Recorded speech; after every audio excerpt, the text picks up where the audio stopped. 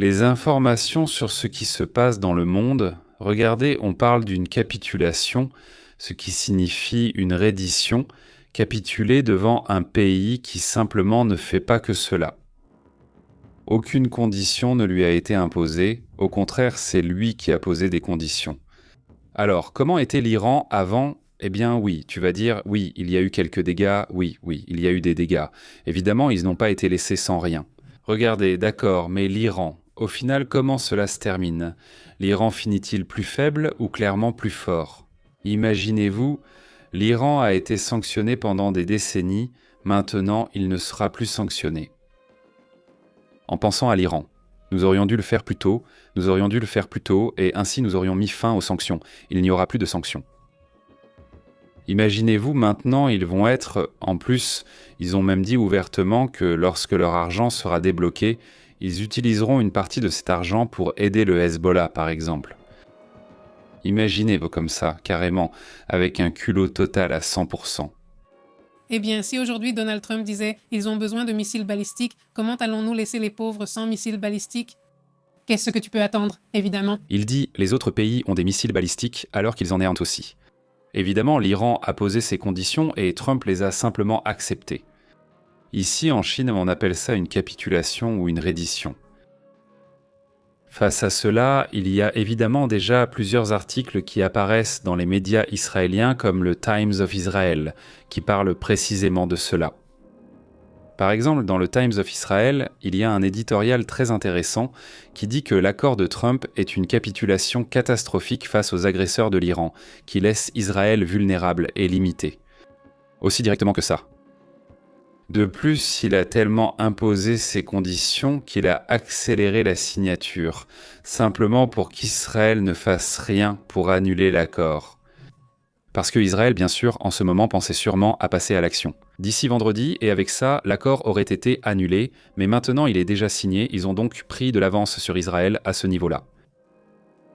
C'est-à-dire, ils forcent la transaction, l'accord, et en plus, ils le font avec un grand symbolisme, parce que ce n'est pas pareil s'ils l'avaient fait à la Maison-Blanche, là-bas, seul à la Maison-Blanche, dans le bureau ovale, non.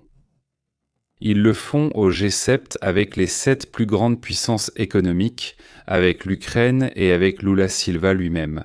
C'est-à-dire, c'est comme s'ils disaient en chaque le monde le plus puissant est d'accord avec ça.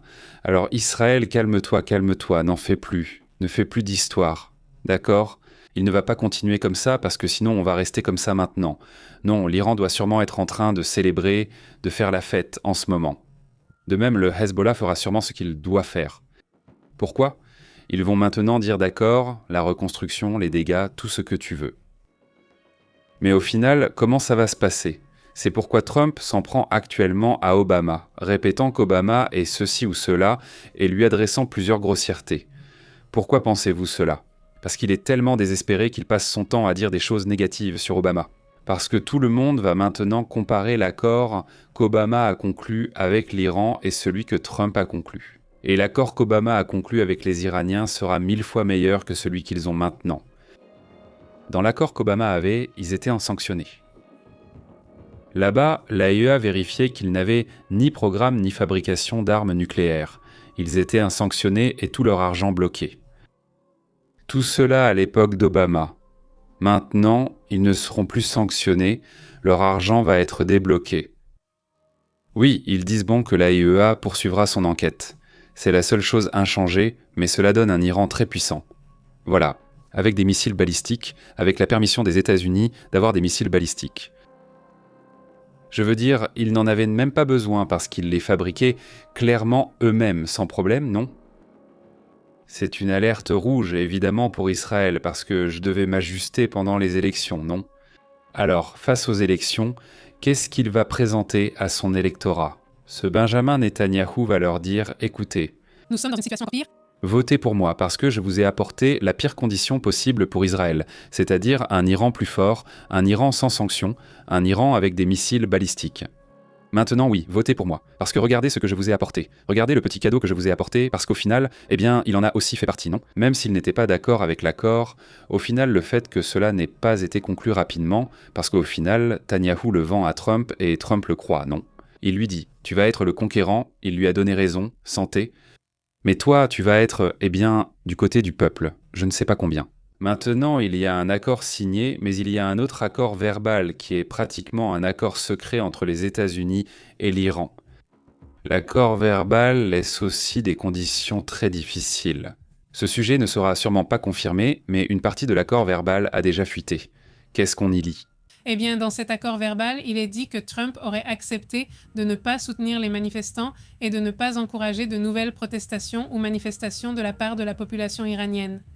Les États-Unis ne soutiendraient pas ces manifestations, ils n'enverraient pas d'armes, ni ne provoqueraient par exemple des coupures de communication pour que l'Iran puisse contrôler la situation. Exactement. Donc dans ce sens, c'est aussi un autre avantage, disons, pas seulement pour l'Iran qui devient plus fort, mais aussi pour le régime qui en sort renforcé. C'est-à-dire que les ayatollahs n'auront plus ce problème qu'on leur dise « Hey, regarde, respecte ton peuple, regarde comment ils sont », surtout de la part des États-Unis. Je veux dire, s'ils soutiennent, évidemment, ils soutiennent l'opposition et interviennent par là. Donc, dans ce sens, oui. C'était comme une partie d'échecs et elle se termine avec cet accord. C'est-à-dire que la partie d'échecs est finie, au moins pour cette manche, et c'est l'Iran qui la remporte, n'est-ce pas ? Si c'était, disons, la Coupe du Monde et que c'était du football, eh bien ce serait une victoire, disons 3-2, n'est-ce pas ? Mais ils gagnent. Oui, d'accord, les États-Unis ont marqué un but en éliminant Khamenei, puis un autre en détruisant la marine et 2 ou 3 choses. Un autre but aussi, d'accord. Ils ont réagi. L'Iran a marqué un autre but. Quand il paralyse le détroit d'Ormuz et fait monter les prix, c'est un but pour lui. Un autre objectif de l'Iran est de profiter de la faiblesse des pays du Golfe lorsqu'ils hésitent à réagir. John, attends-moi un instant. Ils en sont même à tirer près des centrales nucléaires et les pays du Golfe ne peuvent non rien faire, n'est-ce pas ? Tu vois, ils enchaînaient les buts les uns après les autres. Et tout à coup, quand le match se termine. Le match est sur le point de se terminer, il marque le dernier but, ce qui est un accord totalement avantageux pour l'Iran, et dans lequel, si l'on peut dire, les États-Unis gagnent, c'est sur la question nucléaire à laquelle ils tiennent tant. Nous ne les voulions pas, ni faire le programme nucléaire. Il reste avec une promesse. Rien de plus, une promesse. Rien de plus et 60 jours pour discuter de la promesse, mais à part ça, il n'y a aucune promesse, absolument rien. Et l'homme du moment, c'est le président du Parlement iranien, ce Mohamed Ghalibaf, qui aujourd'hui a prononcé une phrase qui, en gros, résume tout. Il dit ceci: « Tout ce que nous cherchions à obtenir par des actions militaires, nous l'avons obtenu plusieurs fois plus à la table des négociations. Imagine, d'une manière qui n'est même pas comparable. Ils disent ne pas s'y attendre. Maintenant, ils attendent, ayant reçu ce qu'ils voulaient, et plus encore. » Bien. C'est ainsi que cet accord est signé, un accord dans lequel, d'un côté, si je le vois du point de vue de la paix, c'est une bonne chose, toute la paix est la bienvenue, n'est-ce pas ? Mais il faut aussi reconnaître, qui est le perdant ici, n'est-ce pas ? Ou qui sont ceux qui perdent ici ? Je veux dire, il faut dire les choses telles qu'elles sont, n'est-ce pas ? Que ça plaise ou non. Le fait est que, les faits sont là, n'est-ce pas ? Il serait difficile de défendre l'idée que les États-Unis ont gagné. Qu'on me dise avec quoi, n'est-ce pas ? Je veux dire, ils ont marqué des buts ? Non. On ne peut pas non plus nier qu'ils ont marqué des buts. Oui, mais à la fin du match, c'est celui qui a gagné, n'est-ce pas ? Et cette signature a lieu. Voyons si je peux la mettre quelque part. Cette signature a lieu ici. Trump est aussi ingénieux, c'est-à-dire quand il s'agit de son marketing. Le G7 agit ainsi pour 2 raisons. D'abord, cela rend plus difficile l'implication d'Israël, qui ne s'engagerait plus seulement avec les États-Unis, mais avec le G7 entier. Mais aussi parce qu'en faisant cette signature, ils seront moins critiqués et cela s'accélère aussi, pas seulement à cause du fait qu'Israël pourrait faire quelque chose. Le Congrès des États-Unis était sur le point d'examiner l'accord et je peux parier que le Congrès n'aurait pas été d'accord. Autrement dit, si le Congrès avait lu cela, il l'aurait rejeté. « Attends, nous avions un meilleur accord que celui que tu signes, mais tout s'est précipité avant que le Congrès soit informé. » Alors, il prend Israël de vitesse et, en fait, c'est une trahison. Ce n'est pas une trahison envers Israël, mais c'est une trahison envers le Congrès et envers les républicains eux-mêmes. Alors, mais qui soutient cela ? MAGA, et au final, cela devient aussi quelque chose d'électoral. Si MAGA soutient cela, Donald Trump dit en substance « peu m'importe ce qu'en pensent pour les républicains et Israël ». Ce qui m'importe en ce moment, c'est MAGA parce que les élections approchent. Et regarde, ici, Macron va venir m'applaudir. Voilà, Macron applaudit, tout le G7 va m'applaudir. Je me mets bien avec MAGA. Je me mets bien avec les Européens et je me mets mal avec Israël. Et dans tous les cas, eh bien, il se met mal avec ceux qui connaissent ce sujet, avec ceux qui ont vu comment la position des États-Unis s'est retrouvée plus affaiblie. N'est-ce pas? Exactement. Quand il signe, Trump dit « c'est la chose la plus difficile que j'ai faite ». Attention, il dit, c'est la chose la plus difficile que j'ai faite, c'est l'aveu qu'évidemment, même lui n'est pas d'accord avec cet accord. C'est-à-dire, il signe quelque chose en sachant très bien qu'il va recevoir des critiques. Voilà. Eh bien, ce qui se confirme aujourd'hui, des choses que Donald Trump avait niées, eh bien que l'Iran va recevoir 300 milliards plus 100 milliards qui étaient gelés. Il a aussi droit à des missiles à double usage, comme tout le monde. Il faut en donner à l'Iran, les laisser en posséder. Et les États-Unis, eh bien, ils ont déjà des problèmes avec le pétrole, comme nous l'avons mentionné plusieurs fois cette semaine, et ça se profilait déjà. Eh bien, selon Donald Trump, une dépression mondiale, et voilà, c'est essentiellement ça. Mais c'est ridicule. Il dit non, regarde comment le pétrole a chuté, c'est incroyable. Oui, t'étais là, c'est toi qui as provoqué ça.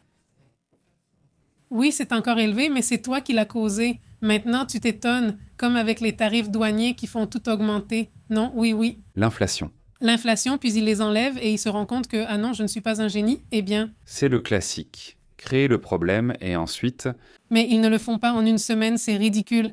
Et ensuite apporter la solution 3 jours après, n'est-ce pas? Enfin, si c'est le cas, c'est incroyable, non? Mais bon. Le marché s'est effondré, c'est ce qui s'est passé, je me souviens. Le marché s'est effondré avec les tarifs douaniers, bien sûr.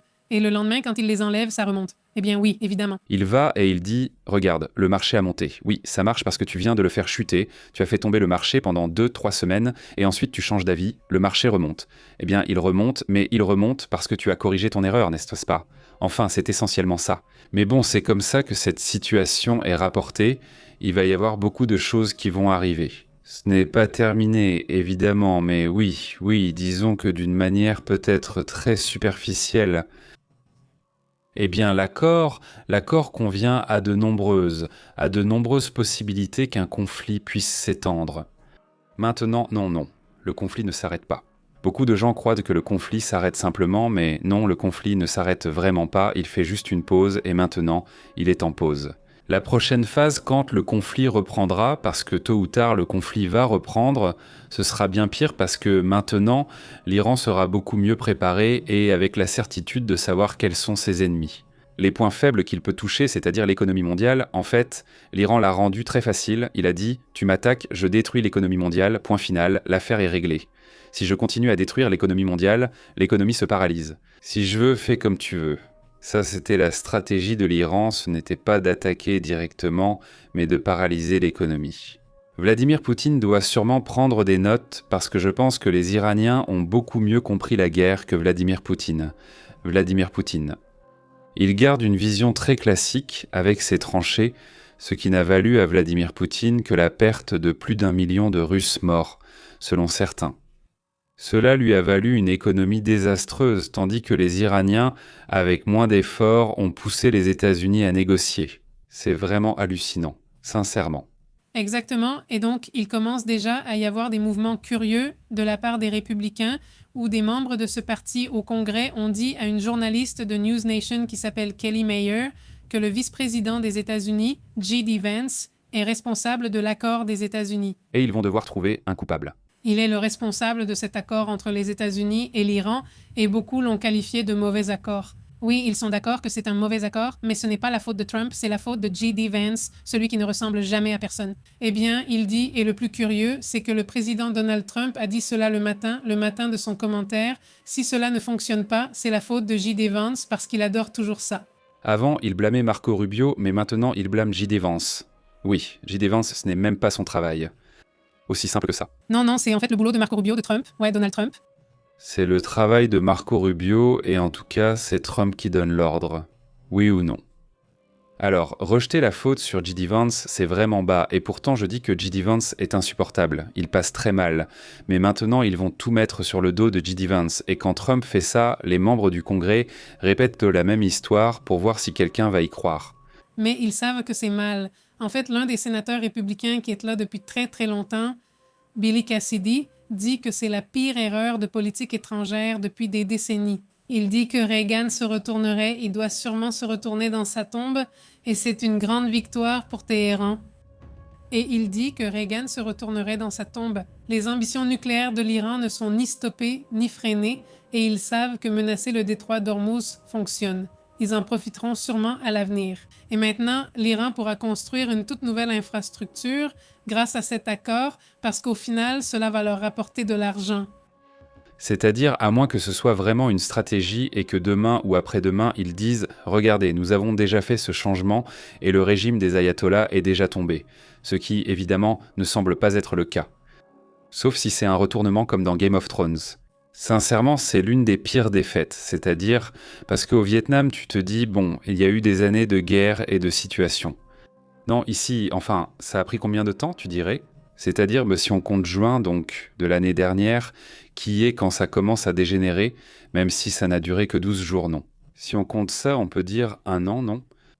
Mais en réalité, la dernière guerre, elle a commencé le 28 février, et la stratégie des Iraniens, eh bien, elle fonctionne sur plusieurs mois, n'est-ce pas ? Et malgré tout ça, même avec tout cela, les experts en finance parlent d'un effet négatif. Ça va durer des mois, peut-être même des années. C'est-à-dire l'effet qui s'est déjà produit sur l'économie mondiale va quand même continuer. Ce ne sera plus aussi grave, même si cela est déjà résolu maintenant. L'effet durera de toute façon plus longtemps.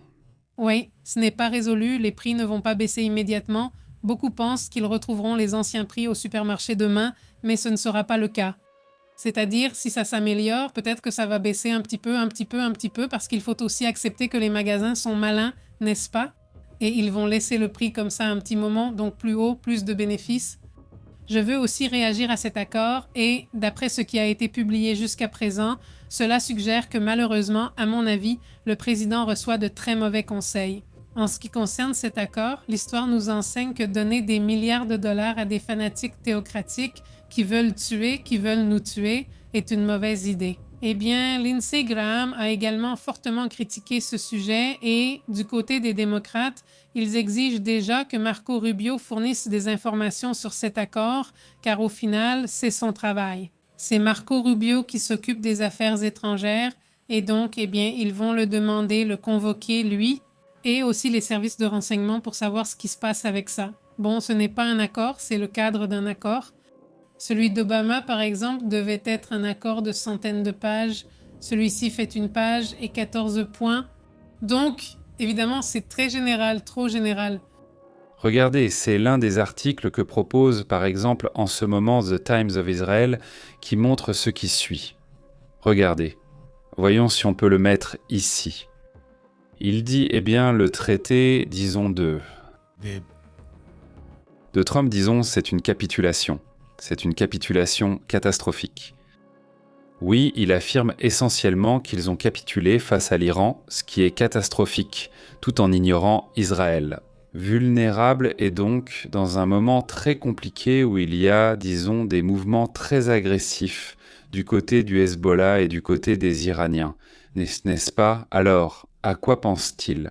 Non, c'est un mouvement intéressant parce que, imagine en ce moment à quoi pensent les Houthis. Eux, ils ont un autre détroit là-bas, regarde. Ça marche, qu'ont-ils déjà retiré devant ? Ils avaient retiré entre ce que pensent les Houthis, ce que pensent les Iraniens, les Irakiens. Maintenant, je vois beaucoup plus probable que l'Irak s'aligne sur l'Iran parce qu'il faut rappeler qu'une bonne partie des politiciens irakiens, qui sont voisins, sont en fait alignés sur l'Iran. Et bien maintenant, avec encore plus de raisons, si tu as un Iran plus puissant, ils vont s'aligner. Donc on va commencer à voir une configuration différente au Moyen-Orient. Si cela continue ainsi, c'est un sujet très grave. Passons à d'autres sujets importants.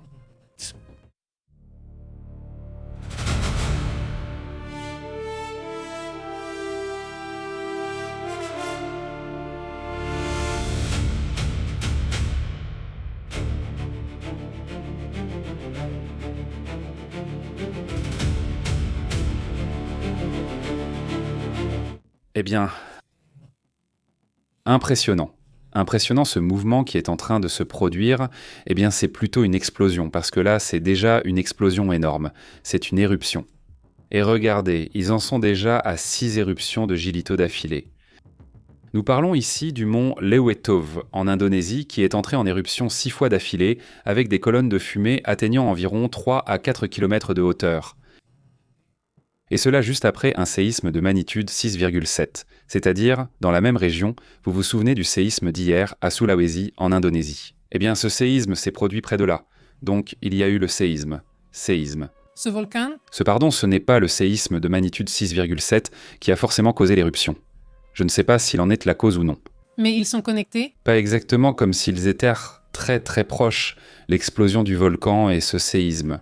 Dernièrement, surtout en Indonésie, il ne se passe pas une semaine sans éruption volcanique ou au moins un fort séisme. Il s'y passe toujours quelque chose. Ça a été très intense, entre l'Indonésie, les Philippines, le Japon, qui a aussi été actif, n'est-ce pas ? Aussi, eh bien, il continue d'apparaître plus d'images de cet incendie qui se trouve en Californie, dont nous avons diffusé il y a un instant une vidéo rapide de ce qui s'y passe. Un salut à toute la communauté qui nous regarde en Californie, que nous voyons sur cette image. Sur cette image, nous voyons, je ne sais pas, mon amour. C'est une tempête, je m'en souviens maintenant. C'est une tempête qui avance. C'est que je ne t'ai pas envoyé en t'écrivant, c'est envoyé. C'est typique quand tu es là, debout, et que tu vois la pluie s'approcher. Non, et cette image, qu'est-ce que c'est ? C'est comme ça. Ce n'est pas celle-ci, c'est celui-ci.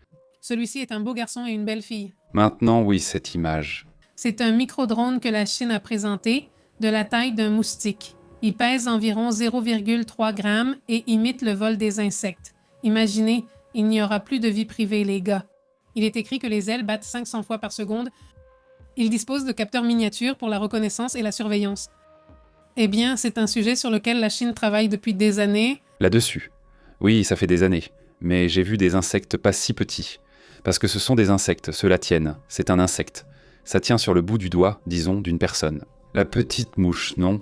Ce petit drone, c'est complètement fou. Il pèse 0,3 grammes. Je ne sais pas si tu as donné le poids, mais 0,3 grammes. C'est-à-dire moins d'un gramme. Impressionnant, vraiment. Je veux dire, non, même pas comme une petite mouche, tu vois. Non, tu ne vas même pas le sentir. Il va juste voler par là. Quoi ? Oui, non, c'est très petit. C'est fou. C'est fou, je vais taper. Eh bien, celui-ci est vraiment incroyable. Bon, voilà la situation. Il dit que les inconvénients sont évidents. Il a une autonomie de batterie extrêmement courte. Oui, à cause de sa petite taille, il est très sensible au vent. Donc, s'il y en a, ça ne fonctionne pas. Bien sûr, le vent va l'emporter facilement. Ça ne marche pas. Donc, c'est vraiment pour des choses très très très particulières. Bon, mais c'est dans cette direction que la technologie avance. C'est aussi impressionnant. Et puis, eh bien, cette tempête, ça se passe en Grèce. Oui, non, les tempêtes sont aussi impressionnantes. Eh bien, c'est comme ça dans différentes parties du monde. En Espagne aussi, ça a été très intense. Les tempêtes ont été fortes là-bas. Eh bien, ici même, au Mexique, à Monterrey et aussi vers les États-Unis, on a aussi vu ce phénomène. Aujourd'hui, il se passe quelque chose de très curieux pour ceux qui suivent la Coupe du Monde. L'une des équipes favorites pour gagner la Coupe du Monde, le Portugal, a fait match nul. Ils font match nul avec l'un des pays peut-être les plus pauvres, en guerre et tout le reste. Avec l'Ebola. Vous voyez, ils ont même eu des problèmes avec leur sélection, à savoir s'ils allaient y aller ou pas, s'ils allaient avoir la permission ou non. Je sais qu'ils sont arrivés avec beaucoup de style. Oui, ils sont arrivés très bien habillés avec un style classe et original. Ici, nous montrons l'image de la sélection du Congo. Mais bon, ils font match nul contre le Portugal. Imaginez un peu, enfin vous tous, pas vous en particulier. Je n'ai pas vu le résumé aujourd'hui, je dois le regarder. Et regardez la célébration au Congo. S'il vous plaît, ne fêtez pas. Il y a une épidémie d'Ebola. Ne fêtez pas. Chihuahua monte, enfin. Laisse-nous. Non, je peux pas. Juste oui, une fois. Mais non, imagine. Oh, un. Non, bon, c'est bon. Oubliez ça. Enfin, oui. Tu me dis, quand est-ce qu'ils battent le Portugal? Mais bon, ils n'ont pas gagné parce que pour eux, c'est déjà une victoire, en réalité. Oui, ça c'est une victoire. Si je fais match nul contre Valenka, contre Sabalenka, eh bien j'ai gagné, pardon. Oui, bien sûr, si le match nul va sur le banc, alors oui. C'est comme si tu gagnais, oui. C'est impressionnant, tout ce que tu veux. Mais tu te dis que les supporters de la République démocratique du Congo fêtaient en ça. Bon, ça c'est à Lisbonne, donc il n'y a pas de souci. Non, mais je ne sais pas si tu as vu les images. Au Congo, ils fêtaient pareil qu'ici, c'est-à-dire ils faisaient la fête à fond. Évidemment, c'était énorme. Ici, il y a les Portugais d'un côté. Tous ceux qui sont au centre, ce sont ceux de la République. Et ceux du milieu, c'est l'arbre, et tout de suite je vous montre ceux de la République du Congo, qui fêtent aussi à leur manière. Eh bien, tant mieux d'un côté, parce que ça me fait plaisir que des pays méconnus y parviennent. Je trouve ça vraiment génial, mais d'un autre côté, tu te dis que c'est surprenant venant d'équipes qui valent des millions, avec leurs entraîneurs et tout ça. Oui, c'est ça. Avec cet appareil et un autre équipement, ils s'entraînent dans l'Himalaya pour progresser d'1%. Ils font vraiment des choses très extrêmes. Et ici, c'est plutôt, enfin, tu vois, genre, je ne sais pas, comment ils vont faire pour vivre de leur passion, qui est le football et tout ce que tu veux. C'est vraiment très intéressant. Je veux dire, même si certains d'entre eux jouent dans des pays européens, enfin des pays où, bon, ils ne sont pas tous dans de très bonnes équipes ni rien, mais on peut dire qu'ils ont un très bon niveau technique et en fait, ça se voit physiquement. On le voit, mais bon. C'est vraiment intéressant de voir comment cette Coupe du Monde se déroule dans ce sens-là. Non, c'est la partie qui, pour moi, a été la plus intéressante jusqu'à présent. Oui, je veux dire, c'est un sujet à part en parlant de ce qui se passe en République démocratique du Congo. Ils vivent beaucoup de tristesse, vraiment beaucoup. Un pays si riche et pourtant tellement plein de problèmes à cause de cette même richesse, non? Parce que d'autres pays le voient. Eh bien, ici, je me fournis en diamants, ici, je me fournis en coltan, ici, je me fournis en tout ça. C'est comme ça. Ça, c'est vraiment le Congo. C'est comme ça à Kinshasa, tu vois, la capitale de la République démocratique du Congo. Écoutez le vacarme.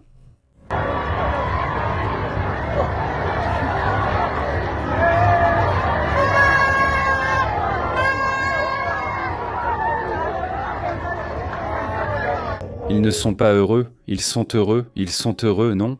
Eh bien, tant mieux s'ils peuvent avoir ce bonheur à ce moment-là. C'est très intéressant de voir comment ils vont justifier le fait que le Portugal ait fait match nul, n'est-ce pas? Ah, bâtard, il faut voir les interviews et ce qu'il dit qui m'apporte. J'espère que c'était lui, comment il s'appelle? Cristiano, je dis ça pour qu'il puisse augmenter un peu son nombre de petites putes. Passons donc à d'autres sujets aussi. Autre chose à ce propos. Non, pas à ce sujet. Regarde, voici une autre image d'ailleurs.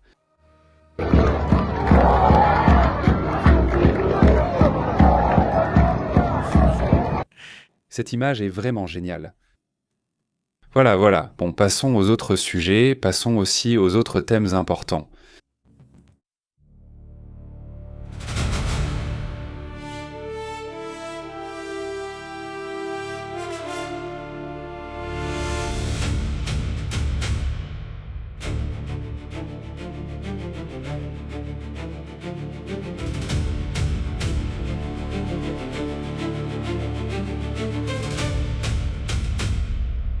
Voyons ce qui se passe entre la Russie et l'Ukraine. Et regardez, cette image a été montrée aujourd'hui. Eh bien, plusieurs images aujourd'hui, comment ça s'appelle? De la Russie. Très impressionnante et plusieurs nouvelles très marquantes. Aujourd'hui, c'était une très mauvaise nouvelle pour les Russes parce que le G7 annonce qu'ils vont imposer plus de sanctions à la Russie. En plus, Trump va devenir plus dur aussi avec la Russie. Donc Lula Silva se rapproche de Zelensky. Aujourd'hui, Lula Silva dit qu'il n'a jamais été de gauche, qu'il est plutôt... Du centre. Oui, qu'il était syndicaliste. Rien de plus. Oui, qu'il est plutôt centriste, c'est-à-dire qu'il pense de façon plus centriste. Et là où Lula Silva a raison, et c'est bien qu'il l'ait dit ainsi, je trouve cela très intéressant, c'est que la tendance mondiale n'est ni à gauche ni à droite. C'est-à-dire trouver le meilleur des deux mondes, non? Parce que chaque côté a aussi ses aspects positifs, disons. Et il faut enlever les aspects négatifs et dire, bon, ni trop ni pas assez. Allons vers le centre, et c'est très astucieux aussi, n'est-ce pas? C'est un homme politique très astucieux. Actuellement, beaucoup tendent vers la gauche ou la droite, mais ils demandent pourquoi se polariser. C'est-à-dire, pourquoi ne pas plutôt chercher un juste milieu, non? Et bon, c'est ce qu'il a dit, et ça a aussi créé la polémique, mais pour revenir à ce qui se passe entre la Russie et tout ça. Bon, que se passe-t-il?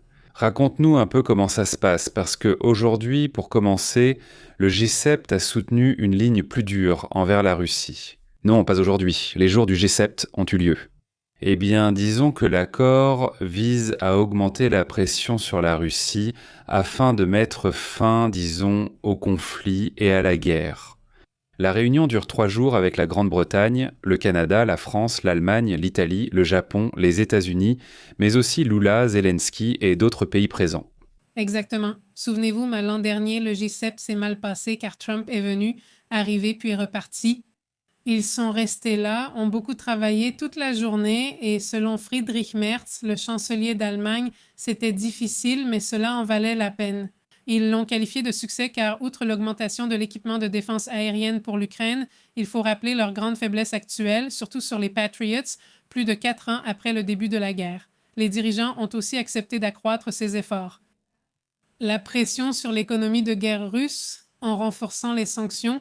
D'ailleurs, Trump en parlait tout à l'heure alors qu'il montait dans l'avion pour aller aux États-Unis, que certaines sanctions qui avaient été levées à cause de la question d'Ormuz vont maintenant être réappliquées dès à présent. Cela affecte évidemment Moscou dans ses revenus issus des combustibles fossiles et le président Macron a salué ce qu'il appelle un changement très profond dans l'approche des États-Unis. Le président a souligné que Trump commence à comprendre que le président Vladimir Poutine n'est pas intéressé par la paix. Le président Trump dit la même chose que nous tous. Ça lui a pris 4 ans, mais il y est enfin arrivé. Mais tu sais aussi ce qui se passe, c'est que le Pentagone les avertit, ils leur disent de faire attention. Vu comment ça se passe, les Russes y commencent à se retirer de beaucoup d'endroits. En ce moment, la Russie traverse une grave crise énergétique. Il y a une crise politique, il y a une crise énergétique. L'Ukraine dispose de plus en plus de technologies, de plus en plus de drones. Et il y a quelques jours, Zelensky disait « Nous entrons dans un point de bascule ». Pourquoi se retire-t-il de zones où cela ne semblait pas possible depuis de nombreuses années ? On parle même de la possibilité de récupérer Odessa, voire la Crimée elle-même. Alors, si vous regardez les chiffres, ce Trump ne peut plus dire que vous n'avez pas de carte. C'est que tu n'y vas pas, pardon. Oui.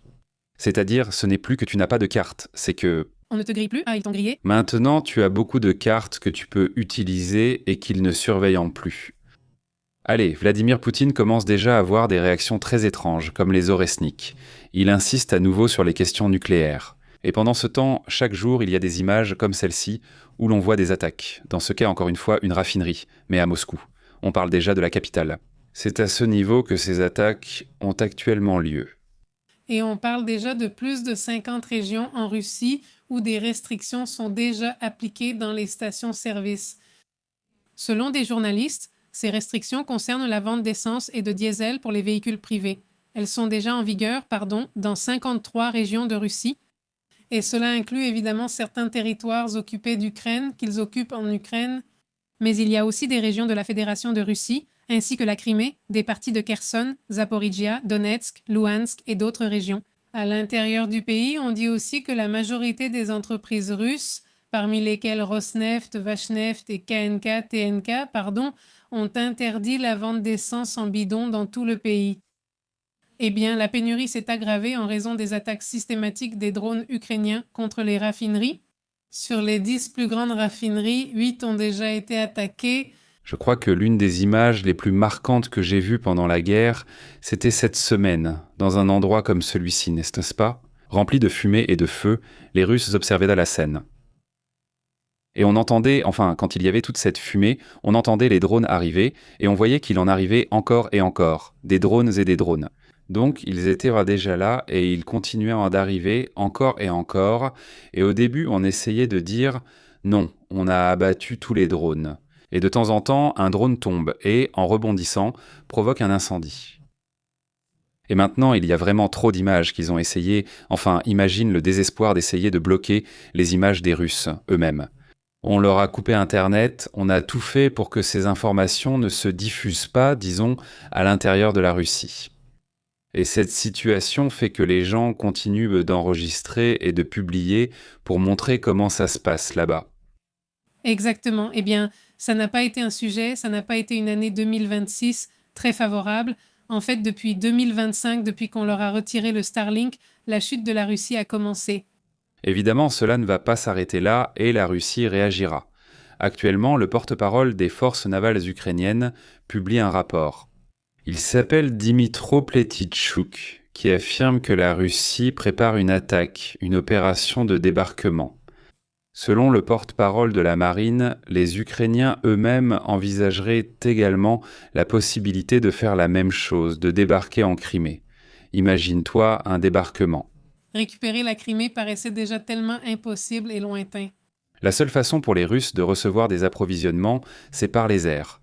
Ils ne peuvent plus passer par la terre parce qu'on détruit tout, et ils ne peuvent pas non plus passer par la mer. N'est-ce pas? Donc ils ne peuvent pas passer par la mer, ils ne peuvent pas passer par la terre. Et maintenant, les membres de la force navale ukrainienne pensent eux-mêmes à effectuer un débarquement. Donc on pourrait voir cela bientôt. La Russie a également lancé une attaque de drones contre l'Ukraine et il y a 9 morts. L'armée russe a bombardé des localités dans le sud et l'est du pays. 70 habitations ont été endommagées et, la guerre continue évidemment des deux côtés. La ville de Nikopol, dans la région de Dnipro, au centre-est du pays. L'armée russe a utilisé des drones contre des civils qui circulaient sur une route. Le chef de l'administration régionale, Alexandre Ganka, aurait également fait ce rapport. La pénurie dans les stations-service touche déjà 50 régions. Je ne sais pas si tu en as parlé. Et puis, Aussi, en ce moment, on entend d'autres explosions. Vers 1h30 du matin, elles ont commencé à Kiev et 3 alertes ont été émises. Des alertes de la force aérienne ukrainienne qui a émis une alerte aux missiles balistiques à Kiev. Et Timur Tachenko, la chef de l'administration militaire de Kiev, a lancé cet avertissement.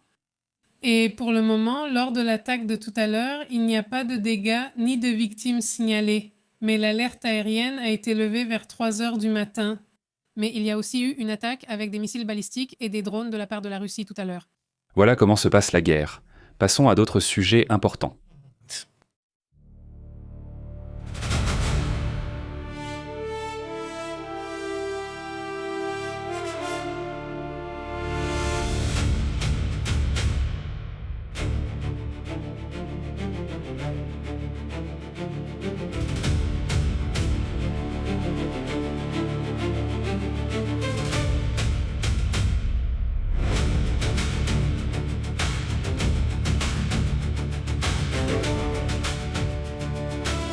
Non.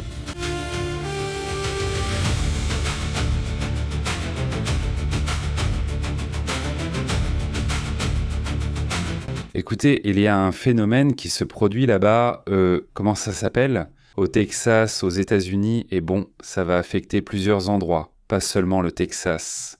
Évidemment, nous parlons de cette tempête tropicale appelée Arturo qui, a continué d'avancer. C'est une tempête tropicale qui, même si elle avait ou a le potentiel de devenir un ouragan, il est très peu probable qu'elle devienne un ouragan complet parce qu'elle est déjà sur la terre ferme. Mais jusqu'à aujourd'hui, jusqu'à ce moment, cela reste une tempête tropicale. Cela signifie qu'elle apporte encore des vents forts et une grande quantité d'eau. D'un côté, la bonne nouvelle pour cette région de Houston et pour cette zone proche du Golfe, c'est que la probabilité d'incendie là-bas est faible. Évidemment non, car il va y avoir beaucoup d'humidité dans les prochains jours puisque la pluie va continuer. Mais c'est le premier phénomène de l'année dans l'Atlantique. Dans l'Atlantique, on considère que ce Arturo est le premier ouragan, ou le premier cyclone, disons, déjà nommé, même s'il n'atteint pas la catégorie d'ouragan, seulement celle de tempête tropicale. À quoi s'attend-on pour les 7 prochains jours, pour la semaine prochaine dans toute cette région en ce qui concerne la quantité d'eau? Regardez, oui, c'est beaucoup, c'est abondant, cela peut évidemment provoquer des inondations, mais ce n'est pas aussi excessif que lorsqu'un ouragan arrive, n'est-ce pas? Si l'on regarde la somme de tout cela pendant la semaine, oui, cela peut provoquer quelques inondations, mais elles sont légères. Ces inondations créeront des flaques d'eau, pouvant causer une inondation ici ou là dans certaines zones. Là où l'infrastructure est défaillante, disons, pour éviter ce genre de choses. Mais là où il y aura vraiment des risques d'inondation, c'est à la frontière même entre le Texas et la Louisiane. Dans cette zone, c'est là que va s'accumuler la plus grande quantité d'eau. Là, on parle vraiment de 200 voire 220 mm de pluie.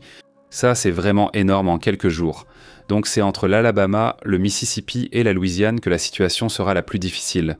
Le Mississippi sera la région la plus touchée. La région de Géorgie, d'Alabama, de Colombie, la Caroline du Sud, toute cette zone. Dans le sud de la Floride, ils auront aussi des risques de fortes pluies, mais surtout entre le Texas vers le Golfe, la Louisiane et cette zone des États du Sud-Est, disons, il y aura un risque très élevé de fortes pluies. En gros, toute la semaine, la nouvelle, qu'est-ce qu'elle dit concernant les phénomènes? Regardez, officiellement, elle vient d'être annulée. Arthur n'est plus une tempête tropicale et devient un phénomène post-tropical, c'est-à-dire qu'il n'a plus la force d'une tempête. Pourquoi ? Parce qu'il est sur la terre ferme. Et qu'est-ce qui se passe dans l'Atlantique ? Rien d'autre. Il ne se passe rien d'autre dans l'Atlantique. Il n'y a pas d'autres phénomènes prévus pour les 7 prochains jours. Du moins, c'est ce que disent les dernières nouvelles. Mais ce qui est curieux dans le Pacifique, c'est qu'il n'y a rien non plus. Il n'y a aucun phénomène à venir. Et ça, ça veut dire qu'au moins ces jours-ci, ce sujet va rester tranquille. N'est-ce pas ? Je le pense aussi. Passons tout de suite à plusieurs sujets importants, à plusieurs actualités pertinentes, pour faire un petit résumé rapide. Nous n'allons pas faire ça.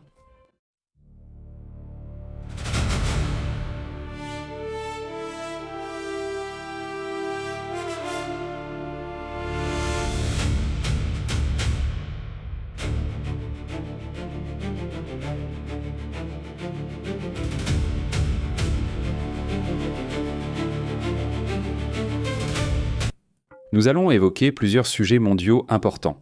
Les prix du pétrole devraient rester élevés pendant plusieurs mois, avec ou sans accord. Selon ce que rapporte le mémorandum, il a déjà été signé. Mais face à cela, les opérateurs assurent que les acheteurs se précipitent et estiment qu'il faut faire preuve de prudence. Les prix vont rester au-dessus de leur niveau précédent pendant encore plusieurs mois. D'après ce qui est rapporté en ce moment, c'est ce que dit The Economist. Ce magazine, cette publication affirme que les temps d'avant la guerre, lorsque le pétrole brut coûtait $60, ne reviendront pas de sitôt. Ils disent que regardez, il était à $60. Si ça ne redescend pas à 60 et reste à 70 ou 80, peu importe, c'est toujours au-dessus du prix. Ce seront toujours des prix élevés, disons, par rapport à ce qu'ils étaient. L'économie iranienne a besoin d'une reprise des exportations qu'ils vont accélérer autant que possible. Et quand cela arrivera ? Quand les Iraniens reprendront leurs exportations, le prix mondial du pétrole baissera probablement. Non, mais cela pourrait prendre plusieurs mois. Une autre situation également importante concerne une affaire qui est actuellement en cours d'enquête, dans laquelle un ancien combattant s'est vu retirer sa femme par les agents de l'ICE en raison d'une situation migratoire. Évidemment, dans la situation de William Trujillo, vétéran des forces armées, sa vie a été bouleversée, car l'ICE a arrêté sa femme Arely Varona Martinez au Texas. Selon CBS News, la femme a été arrêtée le 10 juin lors d'un contrôle migratoire et transférée en centre de détention. Cet ancien vétéran de guerre, je ne sais pas s'il supplie qu'on lui rende sa femme. Et bon, c'est aussi un sujet terrible qui se passe en ce moment. Mais comme ce cas-là, combien en connaît-on ? Une autre situation, c'est aussi ce qui se passe avec le trafic d'enfants haïtiens au Chili. La justice chilienne a reconnu qu'un certain nombre d'enfants auraient pu être emmenés de manière totalement irrégulière. Ils croient qu'il y en a au moins 2 fois plus que ce qu'ils annoncent. Le ministère public chilien, ce lundi passé, a ouvert une enquête pour le présumé trafic de 200 enfants et adolescents haïtiens entre janvier et avril 2025. Ils estiment qu'il pourrait y en avoir 400 ou plus. Ils arrivaient au Chili sans tuteurs légaux, sans même avoir de lien de sang, et avec l'idée d'une supposée réunification familiale, mais ils assurent qu'ils n'étaient même pas suivis pour quoi que ce soit, et on ne sait même pas où sont les enfants. C'est évidemment un sujet, vraiment terrible. N'est-ce pas ? Exactement. Selon le directeur de l'unité anticorruption du parquet national, qui s'appelle Eugenio Campos, il dit que le nombre de personnes concernées pourrait être le double. Il a affirmé que son bureau, responsable de l'enquête, aurait aussi profité de la collaboration supposée de fonctionnaires de l'État, corrompus, payés puis partis. Pourquoi ? Dans quel but ? Oui. Il est resté assez prudent et conservateur. Il a indiqué le chiffre de 200, mais la réalité peut nous donner une claque et le nombre pourrait être le double. C'est le déroulement de l'enquête qui le déterminera. On ne sait pas non plus qui a payé les vols ou les charters, et il a rappelé que la loi chilienne punit sévèrement la traite des personnes, en particulier celle des mineurs et des adolescents. La situation est terrible. Merci beaucoup à Anna Houston pour l'abonnement offert lors du direct précédent. On te salue, Anna, j'espère que tu es là. Merci Anna pour ton soutien constant à la chaîne, je t'en suis reconnaissant. On ne sait pas non plus ici si tu as besoin de moi. Les vols et toute cette communauté qui nous soutient, qui fait cet effort pour soutenir la chaîne, je le remercie. Cela m'a rappelé une situation qui m'interpelle aussi sérieusement, celle de l'aviation au Chili, où il y a eu des incidents impliquant particulièrement des mineurs et des adolescents. Ce sont des questions d'aviation qui ont causé des problèmes et qui ont amené... Non, c'est que sincèrement, parfois on en vient à penser mal, n'est-ce pas ? C'est-à-dire, encore une fois, un jet privé s'écrase sur une autoroute du Texas. Cette fois-ci, une personne a perdu la vie et il y a 5 survivants. Le jet est resté comme ça. Allons, de cette façon. Voyons si on peut le voir ici sur quelque chose à l'écran. Oui, c'est-à-dire ce qu'il en reste, oui, je veux dire, c'est une vidéo que certains médias avaient. Non, c'est cette vidéo. Il est resté au milieu de la route. En fait, dans cette vidéo, vraiment, je le dis, parce que ça, en général, on ne le voit jamais. Les gens arrivent, cassent le pare-brise et ils le sortent. En réalité, 6 personnes auraient pu y perdre la vie.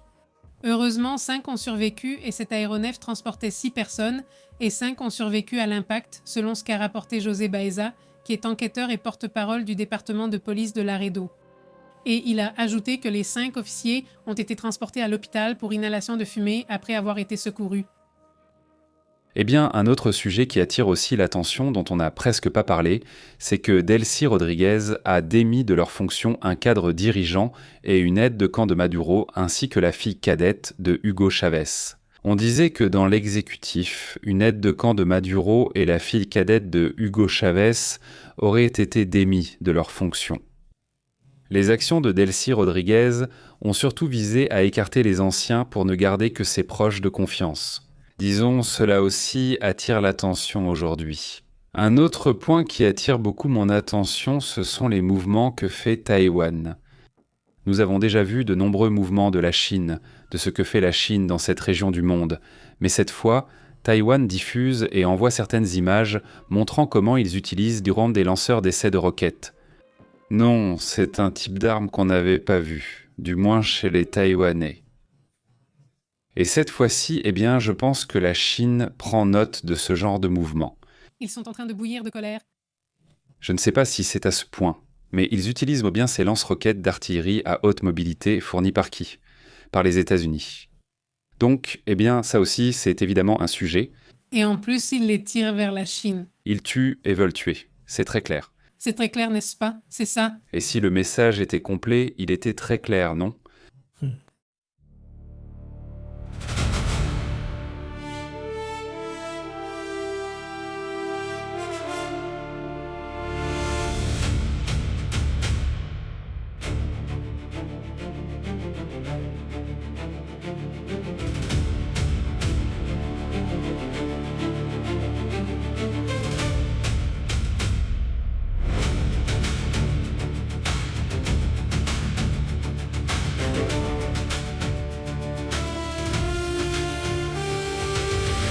Il y a une image de ce Massoud Pezeshkian. C'est-à-dire, c'est l'image du président iranien qui, eh bien, a la photo du nouveau guide suprême et tout le monde, non ? Eh bien, ils doivent donner celle-ci. Le fait est que ce Massoud, le président iranien, montre l'image, non ? C'est-à-dire qu'il n'a même pas de pouvoir en Iran. Personne ne le considère. Voilà pourquoi. Ils font en sorte que ce soit lui qui le signe. Oui, c'est pour ça. Je veux dire, voyons. Donc, le président iranien a déjà signé le document que Trump lui a envoyé, avec aussi la signature numérisée de Trump, tout ce que tu veux. Mais bon, le point c'est que Massoud Pezeshkian l'a aussi déjà signé. Eh bien, comment ne le signerait-il pas, puisque tout est en sa faveur ? Évidemment, il va le signer, celui-là. Mais bon, le sujet c'est qu'il a aussi fait partie de ce qui se passait. Aujourd'hui... N'est-ce pas ? Exactement. Une autre chose qui devient super intéressante à propos de la question de l'Ukraine que nous n'avons pas encore mentionnée, c'est que l'Ukraine est sur le point de commencer à produire des missiles avancés à longue portée et des systèmes de défense aérienne sous licence occidentale. C'est-à-dire que les entreprises américaines vont transférer ou céder les droits de production à des fabricants européens et ukrainiens, une mesure pour accélérer la production et renforcer les capacités de défense et d'offensive de l'Ukraine et de l'Europe. Mais bon, voilà, n'est-ce pas ? Ça aussi, c'est un autre gros sujet. Et je dis, à part ça, salutations aux Panaméens. Qu'est-ce qui se passe, Panama ? Oui. C'est comme s'ils avaient perdu contre nous. Envie de gagner. Qu'est-ce que c'était ? Je veux dire, gagne, et oui. Elle gagne toujours ? Tu gagnes. Je veux dire, si elle gagne, elle a de la force. Ce n'est pas la République du Congo qui, eux, franchement, ont vraiment surpris. Mais elle gagne, enfin si elle ne gagne pas, elle a déjà fait des performances intéressantes à d'autres moments et elle fait un bon match. Donc bon, ce n'est pas non plus une si grande surprise, non ? En plus, je crois que le Panama est plus un pays de baseball, non ? D'après moi, ils sont très bons au baseball. Et oui, la Colombie, c'est celle qui cartonne. Quelle est la et 3-1, 3-1, un Ouzbékistan aussi, enfin l'Ouzbékistan. L'Ouzbékistan. L'Ouzbékistan a l'entraîneur ou le directeur technique le plus cher de toute la ligue, de toute la FIFA. C'est ridicule. Il peine bien le gars. Non, il le peine. C'est bien qu'il le peine bien. Franchement, il va être là à pleurer avec ses petits billets. A3-1. Non, mon Dieu. Bon, alors...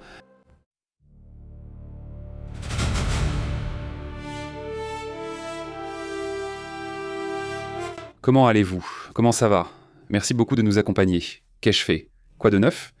Salutations à tous. Laissez-moi aller ici. Salutations à Daza. Comment vas-tu, Daza? Salutations à ta maman, Madame Anita. Comment allez-vous? Salutations. Comment allez-vous? Salutations à Verderi. Voyons ce qu'il dit. Il y a tellement de monde que je ne le trouve plus.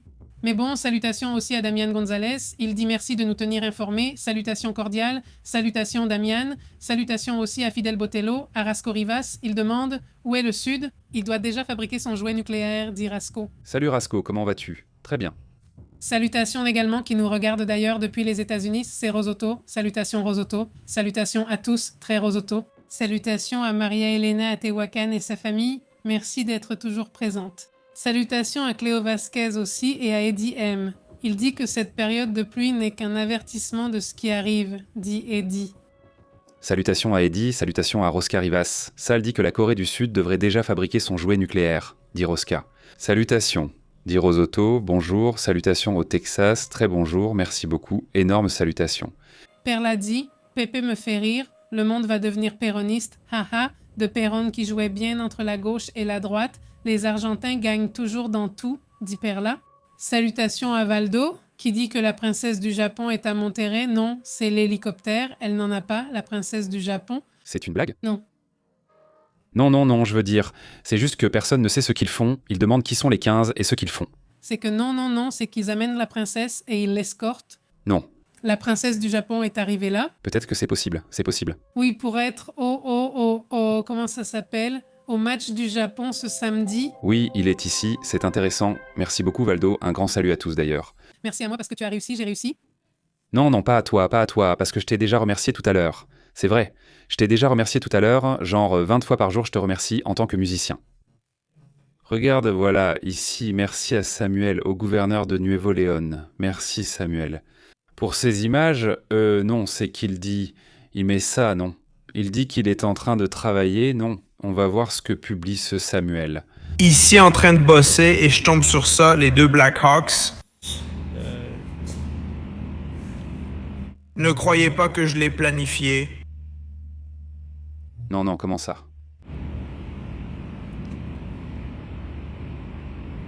Et voilà la tour Rise. Non, je veux dire, c'est quelque chose de complètement fou. Je pense qu'ils sont en train de faire quelque chose.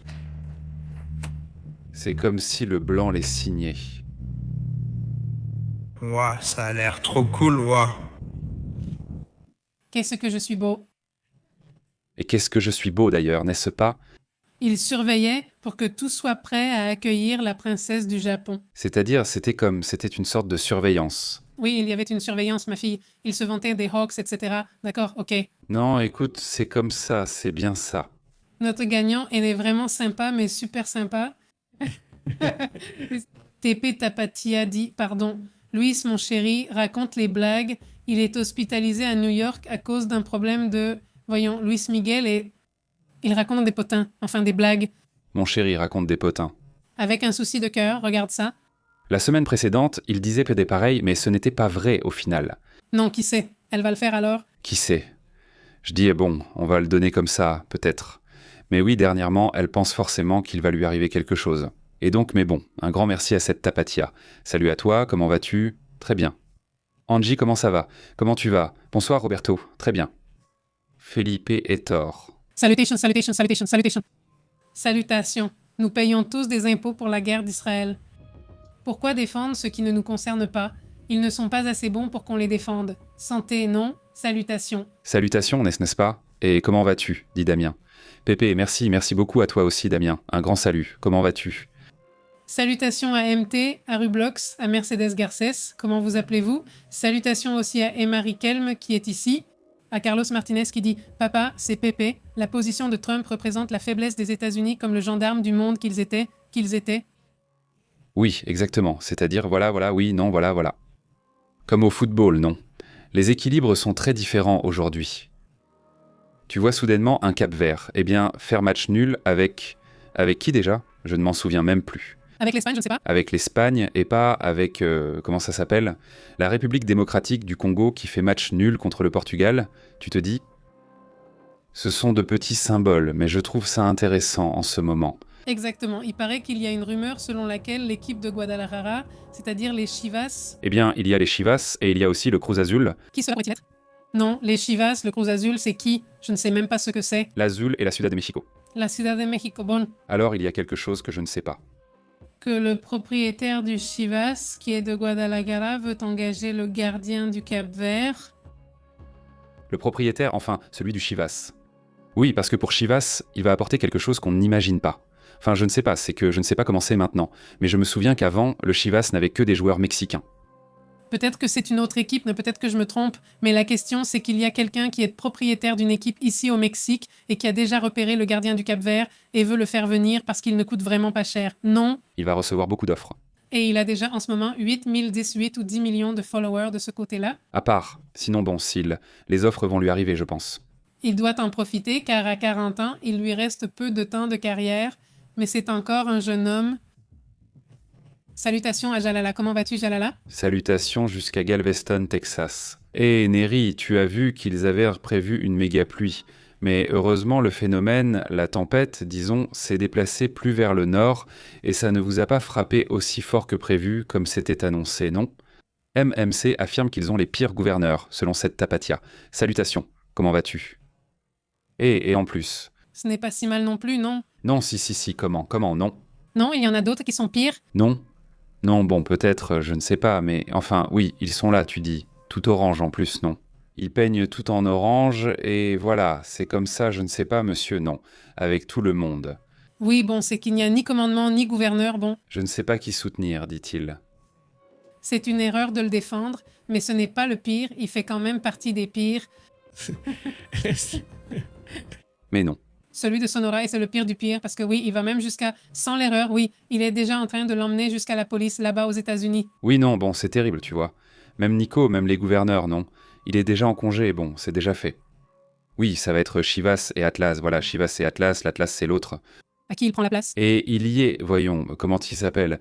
Il y a l'Atlas et il n'y avait pas un troisième à Guadalajara, il n'y avait pas une troisième équipe? Oui, 3. Non, je veux dire, à un moment donné, selon moi. Oui, il s'appelle comme ça, il y en a des pires, il s'appelle bien comme ça, non? Il y en a de pires, celui-ci dit, Dorian. Oui, je sais, il y a des fans faciles. Je me souviens d'au moins 5 qui sont pires. Dorian MX dit, lors de l'affaire des États-Unis, combien ont-ils dépensé durant la guerre? Ils continuent de payer depuis des années. Oui, imagine, il dit que si ce sont que des Mexicains, oui, ça doit être une autre équipe, parce que si ce sont que des Mexicains. Et les Tecos, mais ils n'existent plus. Les Tecos n'existent pas, oui. Et les Lions Noirs? Les Tecos, non. Ils n'existent plus. Ils ont disparu? Je regarde le football de loin. Il dit maintenant que les autres applaudissent, qu'est-ce qu'ils vont faire? Qu'est-ce que fera Netanyahou? Les Israélites doivent agir immédiatement. Ils ne peuvent ne plus faire semblant. Netanyahou devient essentiel pour la défense, même s'il pourrait changer sa communication. Il peut essayer de vendre ça comme ça, en interne, non? Faire en sorte que ce soit la stratégie, disons, de campagne, non? Pour ainsi dire. Marcella dit qu'il n'y avait pas beaucoup de monde aux États-Unis pour remplir les stades. Oui, non, c'est-à-dire que le tourisme, en ce moment, ne se sent pas très invité à y aller. Il préfère en regarder à la télé. Je veux dire, il y aura quand même des gens qui feront le voyage, mais beaucoup de gens ont préféré ne pas y aller, n'est-ce pas? Eh bien, j'ai vu des vidéos de gens qui sont, tu sais, typiquement dans la rue, non? Ils sont en train de célébrer, ils sont là avec les supporters, et quelqu'un du coin s'approche et leur dit de partir, qu'ils vivent là, qu'ils font trop de bruit, et tu te dis, mec, ils ne comprennent pas, ce n'est pas ça le but. Salutations à Nevis Salazar qui dit Pépé, à Galveston, la pluie, il y a de la pluie? Oui, il y a de la pluie. Il y a de la pluie, des câlins, salutations, Nevi. Définitivement, c'est qu'ils ont là-bas une tempête tropicale. Seulement, la partie la plus dure qui allait frapper Galveston, d'ailleurs, est allée plus au nord, parce que oui, il va y avoir de la pluie. Il va y avoir de la pluie, et c'était déjà très prévu, mais ça aurait pu être bien pire. Ils ont eu de la chance que ça parte plus vers la frontière avec comment ça s'appelle? Avec la Louisiane. Donc ce qui frappe la Louisiane devait toucher Galveston, mais ça a changé. Je ne sais pas, faites confiance, il va quand même pleuvoir pas mal, mais ce n'est plus extrême, non? Parce qu'à un moment, il était prévu qu'il tombe 400 mm d'eau à Galveston. J'ai dit que c'était exagéré, mais c'est ce que montrait la prévision. Petit à petit, j'ai vu ça remonter vers le nord, et maintenant c'est en Louisiane. Toute cette zone, la plus intense, allons-y. Allons-y, les gars, comme souvenez-vous qu'on est sur WhatsApp, sur Telegram, et on vous envoie les notifications, les directs. On est aussi sur Instagram, Facebook et X. Et là, si vous avez l'occasion et si vous avez X, regardez toutes les réactions de cette Mélanie. Quelle Mélanie, comme elle est culottée. On fait ça chaque seconde. Aujourd'hui, elle se vantait d'avoir arrêté de fumer, était drôle, et ses échanges avec Zanetta, Senna de Takaichi, montrent qu'elles sont maintenant très amies. Oui, on dirait qu'elles se sont déjà vues plusieurs fois. Et on dirait qu'elles s'adorent. Oui, ça va bien. Mais il y a plusieurs choses à commenter parce qu'il y a un changement en Europe très intéressant, très important, sur la question de la migration. Nous allons voir une Europe très différente maintenant parce qu'ils ont pris un tournant plus protectionniste sur la question migratoire, pour ainsi dire. Ça, toute l'Europe ou, eh bien, avant allons-y. Les dynamiques qui vont commencer à se produire en Europe maintenant, les Européens eux-mêmes les critiquaient. Mais eh bien maintenant, après toute cette situation migratoire qu'ils vivent déjà depuis des années, eh bien maintenant ils font un virage très important. Oui, les Noirs appartiennent à l'université de Guadalajara, d'accord, comme si on n'en avait jamais entendu parler. Et Emma, salutations, Marcella, à toute la communauté. Salutations à Tapatia, un grand merci à toute la communauté. Eh bien, on continue à discuter, non? À demain, à bientôt. Nous interrompons votre programme habituel. Merci d'avoir suivi La Verdade.